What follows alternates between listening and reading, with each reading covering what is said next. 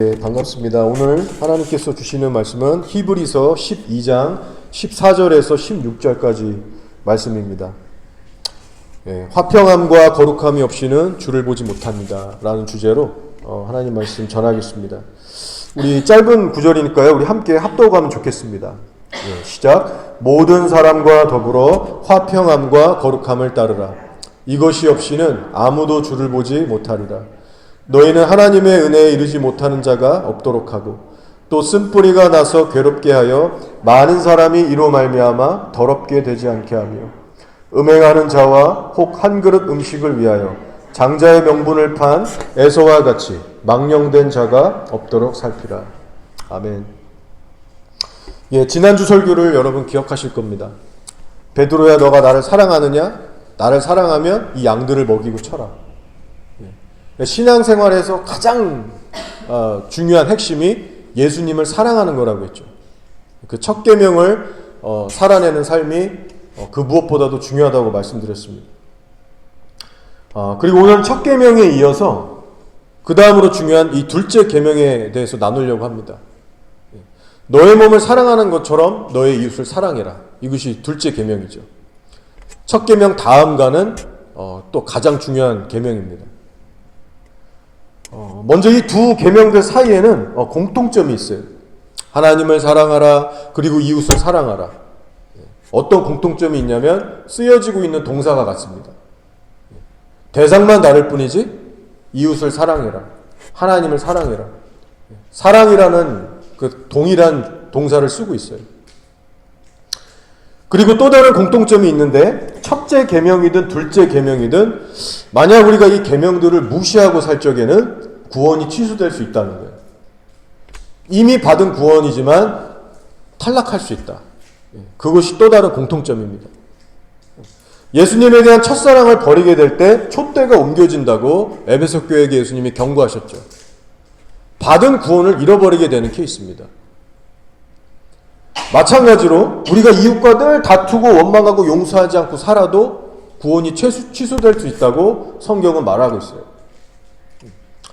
오늘 우리가 함께 나누게 될 말씀도 그에 대한 경고의 말씀이고요. 사실 성경 곳곳에서 증거하고 있습니다. 여러분도 아시는 비유 중에 하나가 1만 달란트의 비유를 예수님께서 주셨습니다. 1만 달란트는 천문학적인 금액이에요. 우리의 힘과 수고와 노력으로는 한평생 정말 일을 해도 갚을 수가 없는 정말 어마어마한 금액입니다. 그래서 1만 달란트는 하나님 앞에 결코 우리가 우리 행위로 커버할 수 없는 우리의 그 타락한 죄를 얘기하죠. 근데 이 비유의 왕이 나오는데 자비와 용서를 베풀면서 1만 달란트를 탕감해 줍니다. 빚진 자를 놓아줍니다. 즉 복음의 구원의 은혜와 용서를 받은 그 구원의 은혜를 경험한 사람이에요. 자, 근데 이 탕감을 받은 사람이 길을 가다가 예전에 돈 꿔준 이웃을 만난 겁니다. 100데나리온을 꿔줬는데 오늘날 따지면 한 3달치 월급 정도 돼요. 한 900만 원 정도 될 겁니다. 근데 보자마자 야, 너 왜 돈 안 갚냐? 화를 내고 막 씩씩대면서 멱살을 잡고, 그러니까 이 돈을 이제 빚진 사람이 얼마나 마음이 급하고 어려웠겠어요. 좀만 참아달라. 내가 반드시 갚겠다. 사정사정을 했는데 이 1만 달란트 탕감받은 사람이 어떻게 해요? 불쌍히 여기지 않습니다. 냉정하게 거절하고 감옥에다가 그 사람을 쳐넣고 갚을 때까지도 그 감옥에 있어라. 왕의 소식이 왕에게 들어가게 됩니다. 왕이 다시 불러서 진노하는 거예요. 왕 앞에 다시 불려갔을 때 받은 구원이 취소되지 않습니까? 네가 빌기에 내가 내 빚을 전부 탕감하여 주었거늘 내가 너를 불쌍히 여김과 같이 너도 내 동료를 불쌍히 여김이 마땅하지 아니하냐. 왕의 막 호령이 떨어지는 거예요. 주인이 노하여 그 빚을 다 갚도록 그를 옥졸들에게 넘기니라. 너희가 각각 마음으로부터 형제를 용서하지 아니하면 나의 하늘 아버지께서도 너희에게 이같이 하시리라. 1만 달란트를 갚을 때까지 너 지하 감옥에 있어. 이거는 받은 구원을 잃어버리는 거예요. 네가 걔한테 한 것처럼 내가 너한테 똑같이 해줄게. 마음으로 너희가 용서하지 않으면 나도 용서하지 않을 거야. 그래서 여러분 이 비유의 초점과 핵심은요, 이웃 간의 관계에 맞춰져 있습니다. 이웃 간의 관계. 서로 간에 늘 미워하고 다투고 용서하지 않고 도끼를 품고 살 시에는 구원이 취소될 수 있다는 거예요. 자, 갈라디아서 5장 14절에도 동일한 경고의 말씀이 있습니다. 뭐라고 하느냐? 온 율법은 내 이웃 사랑하기를 내 자신같이 하라 하신 이 한 말씀에서 이루어졌나니 만일 서로 물고 먹으면 피차 멸망할까 조심하라. 만일 서로 물으면 피차 멸망할까 조심하라. 여기서 말하는 멸망은 하나님이 뭐 말 안 들으니까 한 번씩 치는 사랑의 어떤 채찍, 사랑의 훈계나 징계, 그 차원이 아닙니다. 영원히 끊어져서 지옥 간다는 거예요. 그럴 때 쓰는 멸망이라는 단어입니다. 부부 간의 다툼이 됐든 성도들 간의 다툼이 됐건 대상이 누가 됐던 간에 혈기 부리고 계속해서 미워하고 다투고 살다가는 지옥 갈 수 있어. 그러니 너희들 깨어서 멸망하지 않도록 피차 조심해라. 성도들끼리도 피차 조심해라. 그래서 정리하면요, 하나님에 대한 첫째 계명만 구원에 영향을 주는 것이 아니고 이웃사랑인 둘째 계명도 우리가 어기고 살 시에는 그것도 구원에 영향을 미칠 수 있다는 거예요. 여러분이 여러분의 가족들과 이웃을 대하는 마음의 자세에 따라서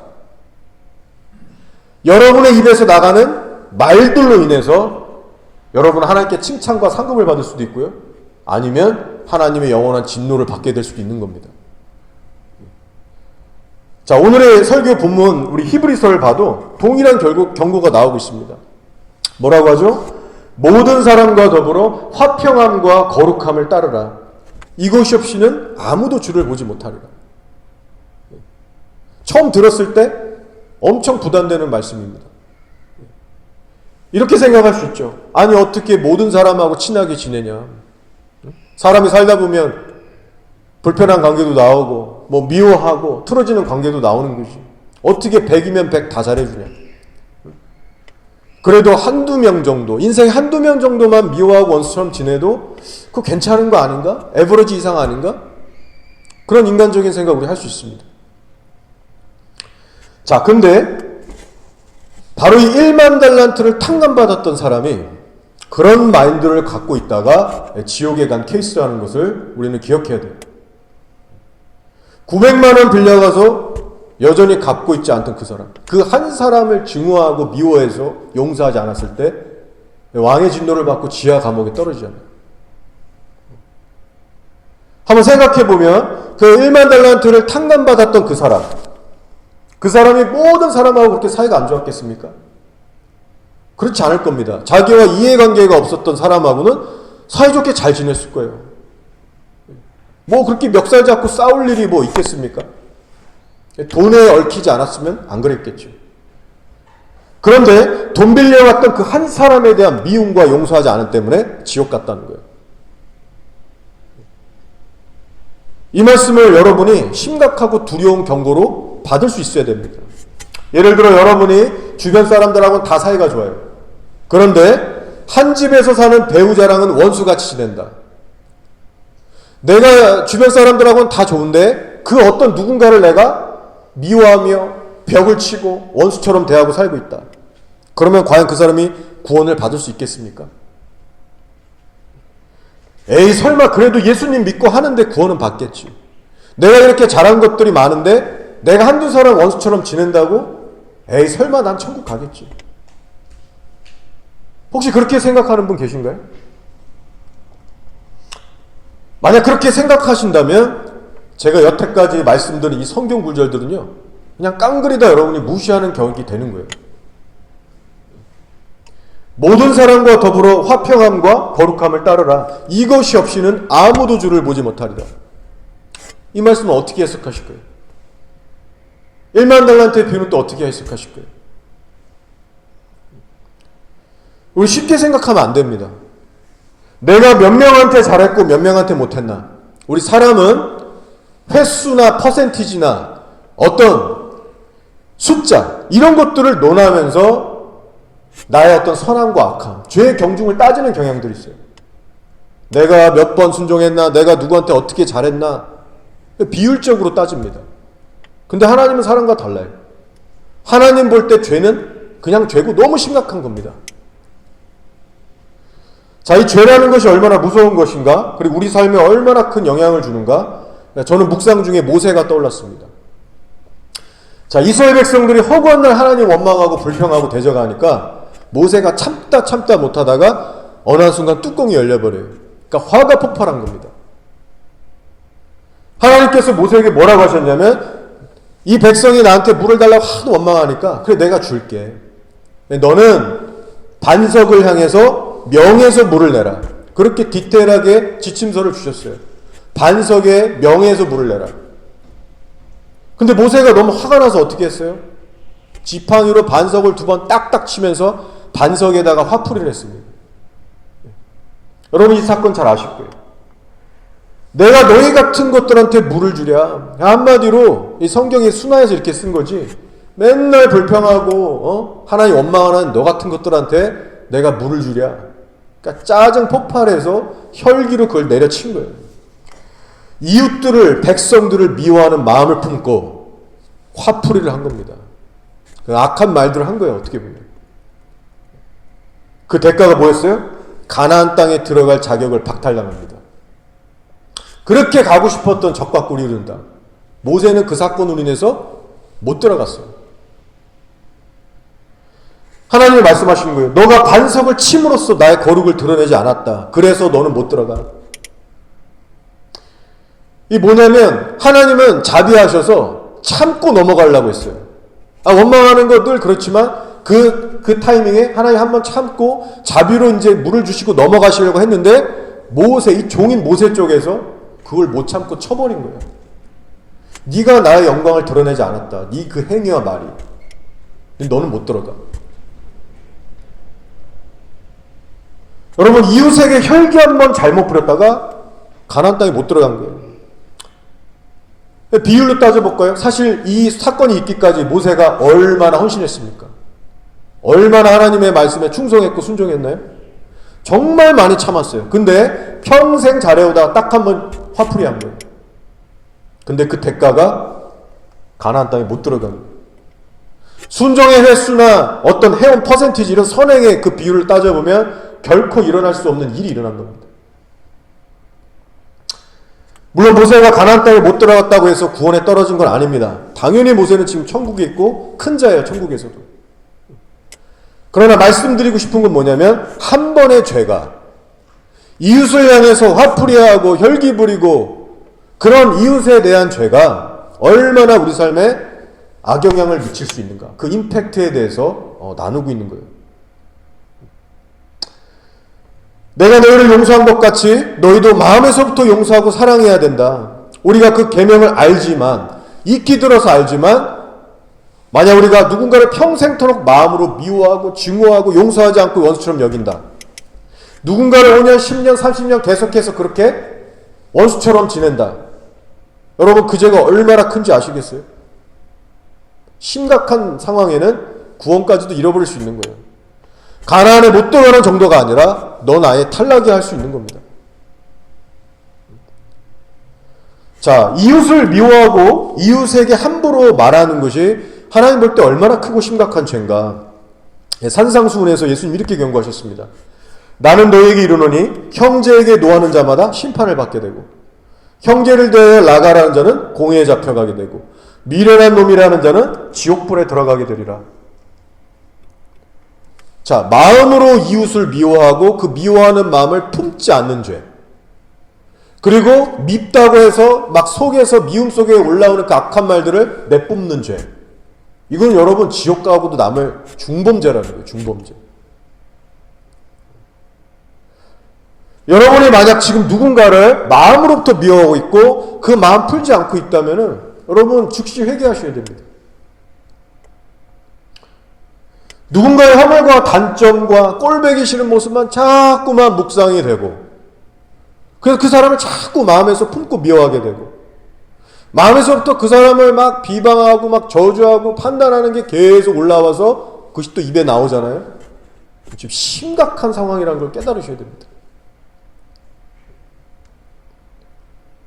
원수처럼 여겨지는 사람들이 여러분에게 단 한 사람이라도 있으면 지금 예수님 앞에서 너무나도 심각한 죄를 저지르고 있는 거예요.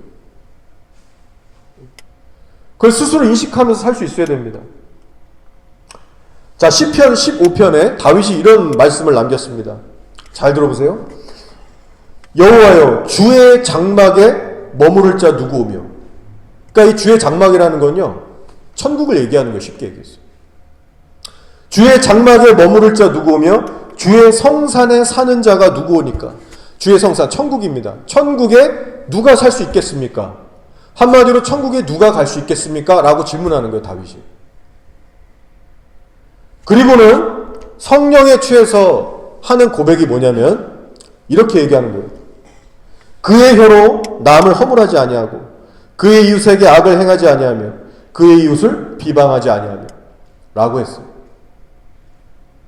누가 하나님의 성산에서 살 수 있는가? 누가 천국 갈 수 있는가? 그 질문을 던진 후에 그럼 성산에 천국에 머물 수 있는 자격을 갖춘 성도들은 어떤 성도들인가? 자격을 쭉 얘기하는 것 중에 하나가 뭐냐면 방금 읽어둔 이 구절이에요. 올바른 인간관계를 맺고 있는 성도들, 이웃에게 함부로 얘기하지 않고 함부로 대하지 않는, 다투지 않는 그 사람들이 주의 성산에 머물 수 있다. 이웃하고 늘 다투고 싸우는 사람은요, 천국에 들어갈 수 없다는 거예요.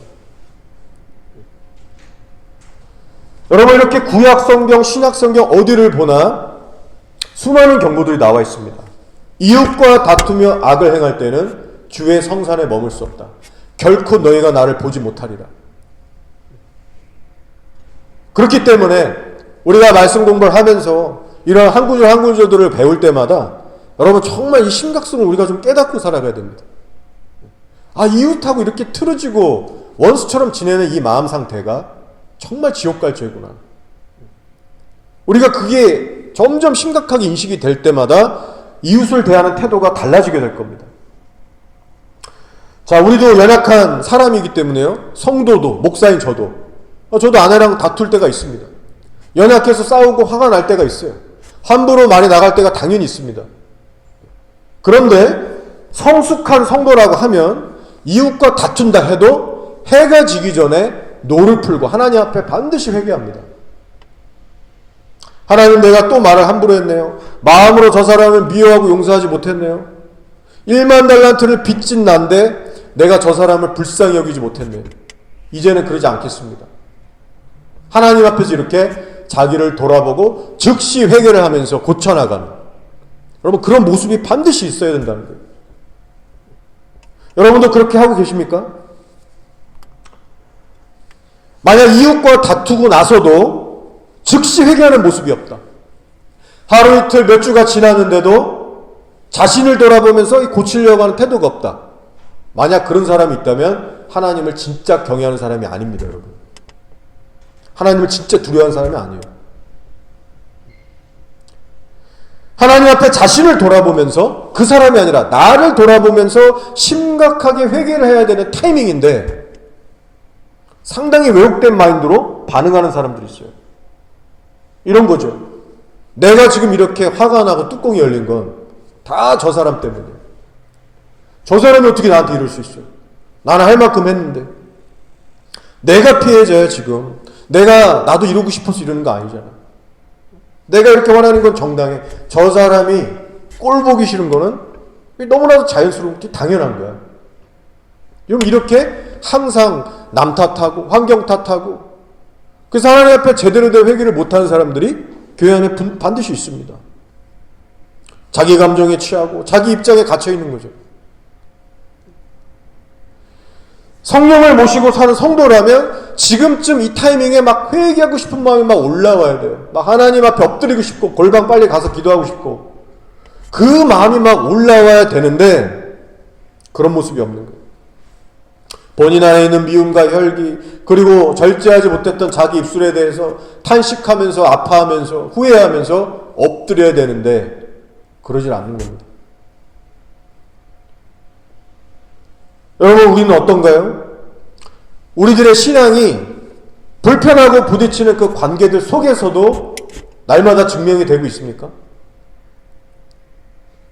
여러분의 감정이 누군가 때문에 격해지고 평안이 깨지고 여러분의 입이 거칠어지기 시작할 때 그때 하나님께 어떻게 반응하세요? 이웃과 갈등이 일어날 때마다 십자가로 얼른 달려가서 나부터 돌아보고 회개하고 변화되는, 여러분 그런 신앙생활 하고 계십니까?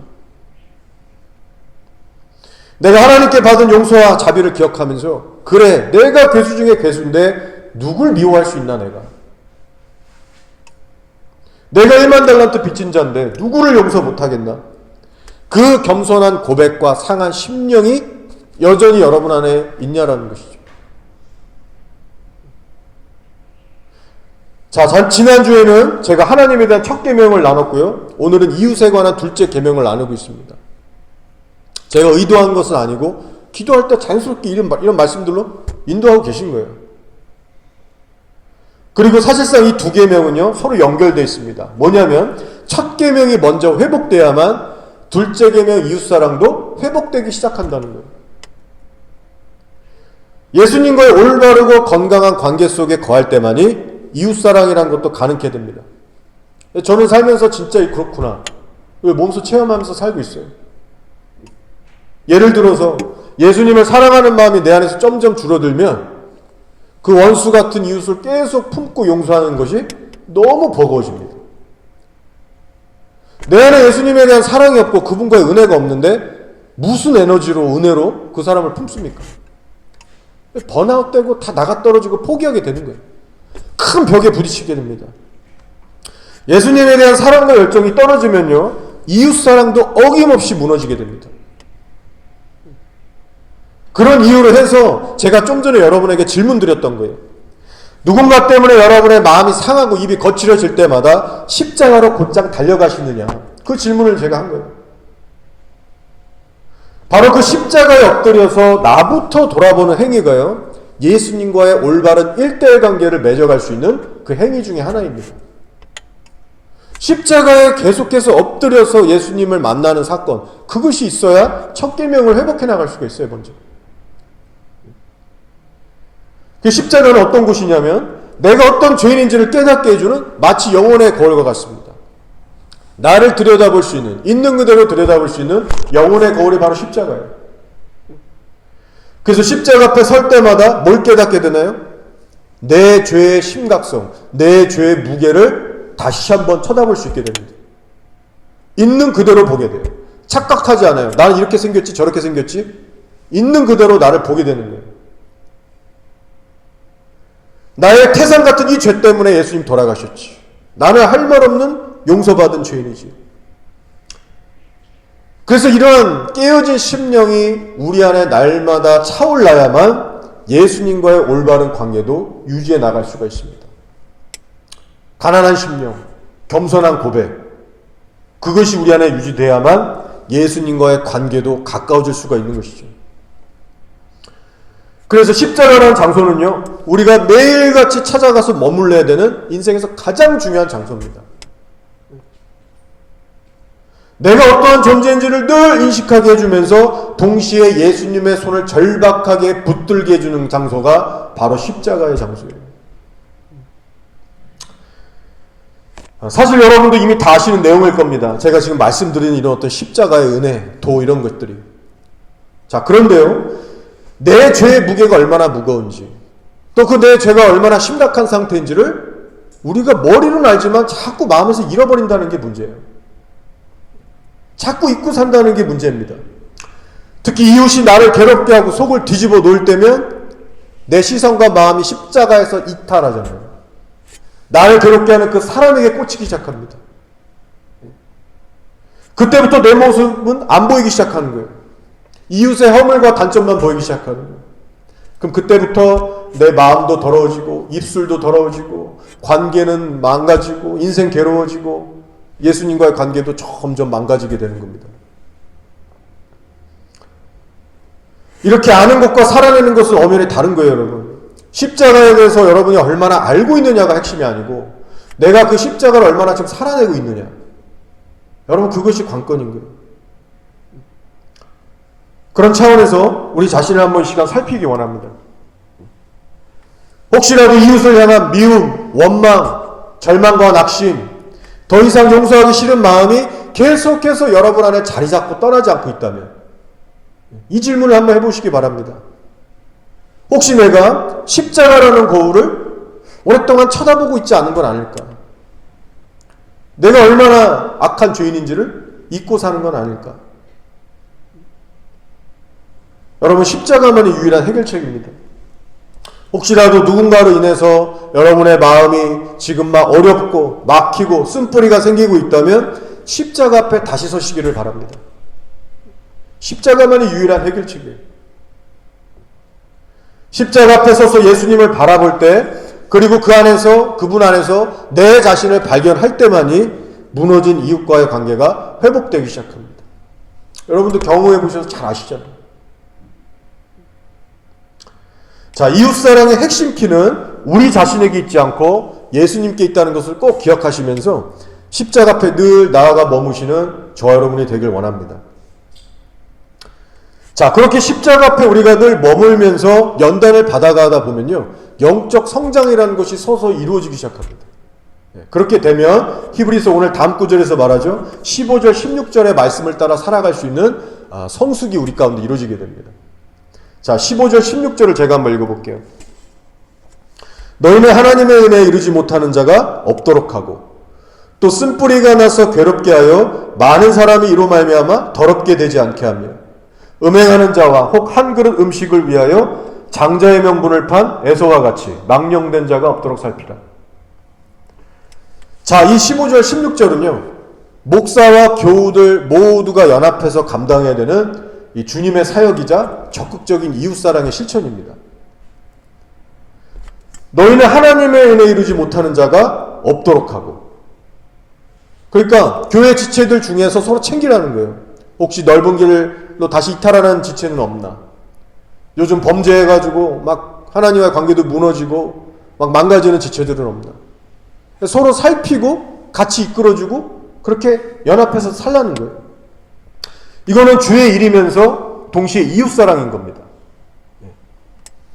서로를 위해서 중보기도 열심히 하라는 거죠. 믿음이 연약한 지체들을 위해서 신경도 쓰고 관심도 주면서 중보기도도 하고 때로는 말씀으로 조언도 해주고 훈계도 하고 그렇게 서로 사랑하고 신경 쓰면서 살라는 겁니다. 저 같은 목사에게만 맡기는 일이 아니고 주어를 보세요. 주어가 뭐냐면 너희는입니다. 너희는 하나님의 은혜에 이르지 못하는 자가 없도록 해라. 즉 성도들 모두에게 권고하는 말씀인 거예요. 저와 여러분 모두가 연합해서 감당해야 되는 주의 사역인 겁니다. 여러분, 이 세상에서 우리가 이웃에게 가장 베풀 수 있는 큰 선 혹은 큰 사랑이 뭐라고 생각하세요? 가장 큰 이웃사랑은 어떤 걸까요? 예를 들어서 뭐 돈을 준다거나 어디 좋은 데 데려가서 맛있는 거 사준다거나 아니면 뭐 좋은 물건을 준다거나 그 사람한테 필요한 뭐를 이렇게 챙겨준다거나 그게 가장 큰 이웃사랑일까요? 그런 것도 물론 귀한 섬김과 사랑이 될 수 있겠죠. 그런데 생각해보면 가장 큰 이웃사랑은 뭘까? 하나님의 기준으로 봤을 때 이런 것 같아요. 뭐냐면 사람이 예수님과의 관계를 잘 가질 수 있도록 돕고 섬기는 것이 가장 큰 이웃사랑이겠구나. 천하보다 귀하게 여기는 게 한 영혼의 그 구원인데 하나님 입장에서 보면 뭐 사주고 잘해주고 이런 것이 아니라 그 사람이 멸망의 길에서 빠져나올 수 있도록 돕는 것. 정말 천국에 무사히 입성할 수 있도록 기도해주고 품고 섬겨주고 진리의 사람으로 세워져 나가는 걸 돕는 것. 이게 가장 큰 이웃사랑이라고 생각해요. 나로 인해서 내 주변 사람들이 하나님을 알게 되고 하나님의 은혜를 맛보게 되고 하나님을 붙들게 되면 그것보다 가치 있고 소중한 일이 없습니다. 가장 큰 이웃사랑입니다. 자, 중요한 건 뭐예요?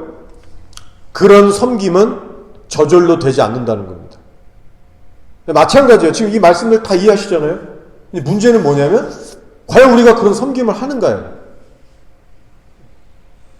우리가 주변인들에게 축복의 통로가 되려면 우리는 벗어나야 됩니다. 뭐에서 벗어나야 되냐면 신앙의 초보의 단계에서 벗어나야 됩니다.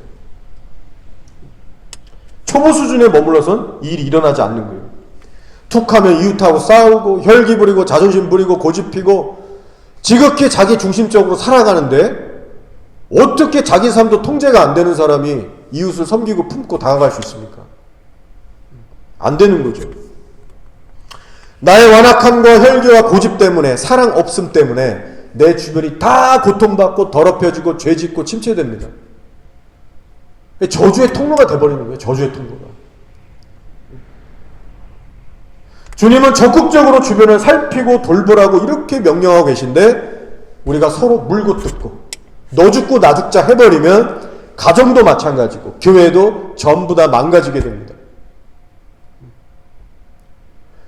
혹은 너는 너대로 해 나는 나대로 할게 서로 노터치하자 이런 싸늘하고 개인적인 성향도 여러분 세워나갈 수가 없어요.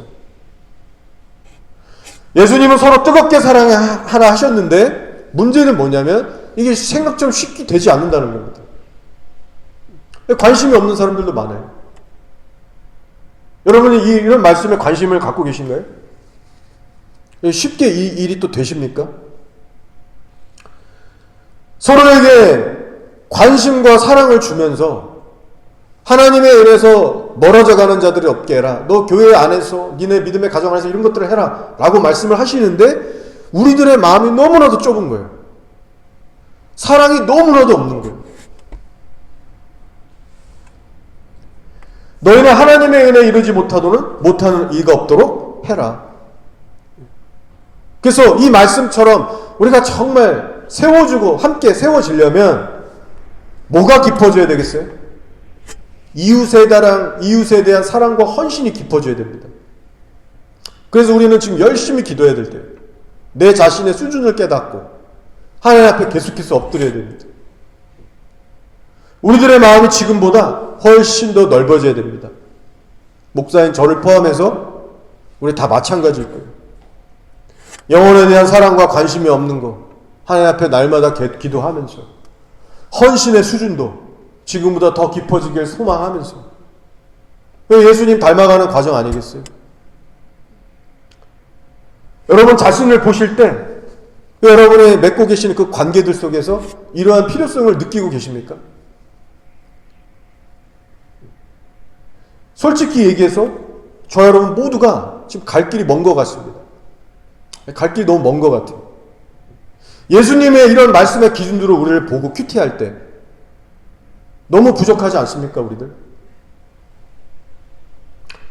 우리의 자아가 지금보다 더 꺾여져 있는 게 맞는 거고 우리의 성품도 지금 너무 주님 성품에서 멀어져 있고 헌신도 정말 간당간당하고 우리 모두에게 연단이라는 게 필요합니다.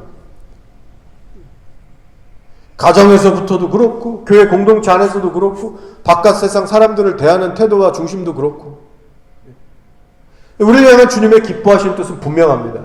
바로 이웃사랑의 깊이를 계속해서 깊게 하는 거예요. 주님과의 올바른 관계 속에서 그 이웃관계를 깊이 하시는 거예요. 깊게 하는 거예요. 그것이 하나님의 우리 교회들을 향한 뜻입니다. 자, 물론 시간이 걸리는 일이고요. 과정도 만만치가 않을 거예요. 하지만 주님께서 원하시는 방향이 그 방향이라면 우리는 결단하고 나아갈 수 있어야 됩니다. 자, 이제 말씀을 마치겠는데요. 오늘 여러분과 함께 둘째 계명, 이 이웃사랑에 대한 말씀을 나눴습니다. 특별히 이 이웃사랑에 관해서 우리가 특별히 기억해야 될 것은요. 이웃과 그냥 막 다투고 그래서 뭐 다퉜기 때문에 지옥 가는 거 요런 정도만 기억하시면 안 돼요. 우리의 목표가 이웃하고 좀 덜 싸우고 뭐 이 정도 수준이 아니라 적극적인 이웃사랑을 할 수 있는 성숙한 그리스도인의 단계로 나아가야 됩니다. 먼저는 십자가 앞에 날마다 머무시면서 주님 앞에서 이 상한 심령, 이 겸손한 마음을 유지할 수 있어야 됩니다. 복음의 은혜와 감격 속에서 살아갈 때만이 예수님과의 관계가 바로 설 때만이 이 둘째 계명도 우리가 실천해 나갈 수 있습니다. 여러분으로 인해서 여러분의 가정이 살길 바라고요. 여러분의 이웃 그리고 여러분이 속한 이 교회 공동체도 살아날 수 있는 그런 놀라운 열매들이 맺혀지기를 주님의 이름으로 축복합니다. 하나님께서 여러분을 어느 장소, 어느 사람들 속에 있게 하시든지 간에 하나님의 영광을 드러내는 그 하나님의 피스메이커로 한 분 한 분 세워주시기를 주님의 이름으로 기도하며 축복합니다.